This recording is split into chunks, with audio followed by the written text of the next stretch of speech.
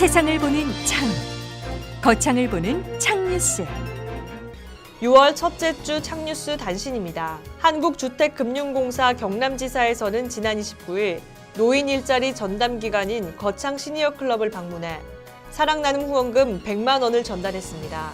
북상면은 지난 29일 자매 결연을 맺은 현대 로템의 후원으로 사회복지공동모금회와 연계해 관내 결연아동과 홀몸 어르신 등 총 20세대에 200만 원 상당의 여름 이불과 잠옷, 여름용품 등을 전달했습니다. 가조면에서는 지난 29일 가조안전체험관에서 상동 어린이집의 어린이 50명을 대상으로 생활안전사고 예방과 화재 시 대피 요령 및 연기 비상 탈출 방법 등을 직접 체험하는 교육을 실시했습니다. 마리면은 지난 30일 면장을 비롯하여 관내 주요 기관 단체장 10명이 참석한 가운데 지역 현안에 대한 간담회를 가졌습니다. 지난 30일 샛별 초등학교 학생들이 거창 사건을 제대로 알고 평화와 인권의 가치, 나라 사랑의 마음을 배우기 위해 거창 사건 추모공원을 방문했습니다.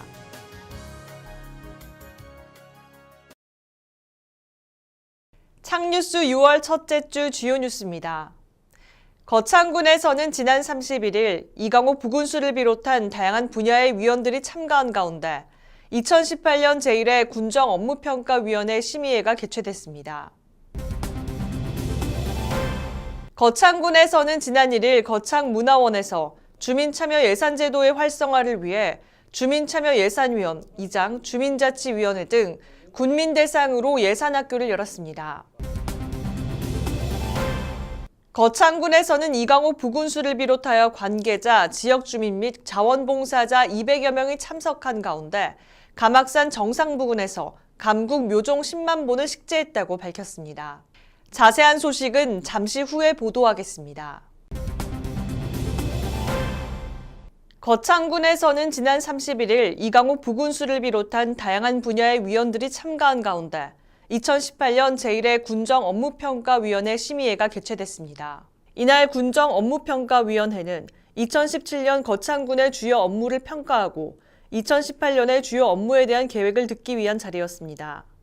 일반 행정 분야에서는 농업축산과가 무허가 축사 양성화 추진과 관련하여 최우수 점수를 받았고, 경제개발 분야에서는 도시건축과가 가야문화권 특정지구와 개발촉진지구에 대한 지원 사업으로 최우수 점수를 받았습니다.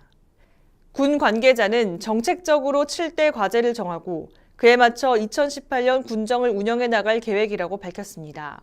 거창군에서는 지난 1일 주민참여예산제도의 활성화를 위해 주민참여예산위원, 이장, 주민자치위원과 군민을 대상으로 예산학교를 열었습니다. 거창군 주민참여예산학교는 예산 편성 과정에 주민참여를 보장하고 군민의 예산에 대한 이해를 증진하고 실질적 참여를 확대해 주민참여예산제도를 활성화하는 것을 목표로 2014년부터 운영돼 왔습니다.